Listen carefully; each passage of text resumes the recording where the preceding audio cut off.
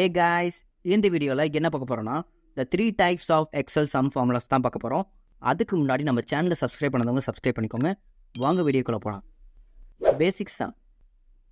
ஆக்சுவலாக some formula எதுக்கு use பண்ணுறோன்னா, ஒரு குறிப்பிட்ட ரேஞ்சில் இருக்க வேல்யூவை ஆட் பண்ணுறதுக்கு யூஸ் பண்ணுறோம்.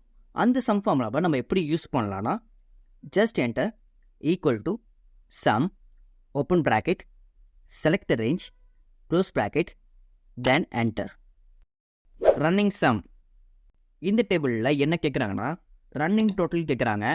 அந்த ரன்னிங் டோட்டலுக்கான ப்ராசஸ் என்னென்னா, டே 1க்கு டே 1 வேல்யூ வேணும், டே 2க்கு டே 1 அண்ட் டே 2 ஆட் பண்ணி வேணும், டே 3க்கு டே 1 டு டே 3 ஆட் பண்ணி வேணும், டே 4க்கு டே 1 டு டே 4 ஆட் பண்ணி வேணும்.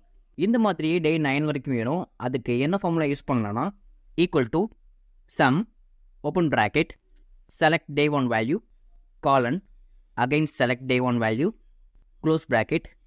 அப்புறம் என்ட்ரி பண்ண ஃபார்முலாவில் இருக்கிற ஃபர்ஸ்ட் செல்லை ஃப்ரீஸ் பண்ணிக்கோங்க, தென் என்டர் அண்ட் ட்ராக். இந்த ப்ராசஸ் எல்லாமே முடிஞ்சதுக்கப்புறம் F2 கிளிக் பண்ணி ஒவ்வொரு செல்லை செக் பண்ணி பாருங்கள். இந்த ரன்னிங் டோட்டல் ப்ராசஸ் எப்படி ஒர்க் ஆகுதுன்னு புரியும். Auto sum. காய்ஸ், யூஸ்வலாக சம் ஃபார்முலாக்கு என்ன பண்ணுவோன்னா, equal to sum open bracket entry பண்ணி ரேஞ்ச் செலக்ட் பண்ணி க்ளோஸ் ப்ராக்கெட் கொடுத்து என்டர் கொடுப்போம். ஆனால் இப்போ ஒரு கிளிக் மூலமாக sum formula base range select பண்ணி கொண்டு வரைக்க முடியும். அது எப்படின்னா, click open tab, next click auto sum option. இந்த ஆப்ஷனை கிளிக் பண்ணுறதுக்கு முன்னாடி எந்த செல்லில் உங்களுக்கு சம் ஃபார்முலா வேணுமோ அந்த செல்லை செலக்ட் பண்ணிக்கோங்க, then click auto sum and enter.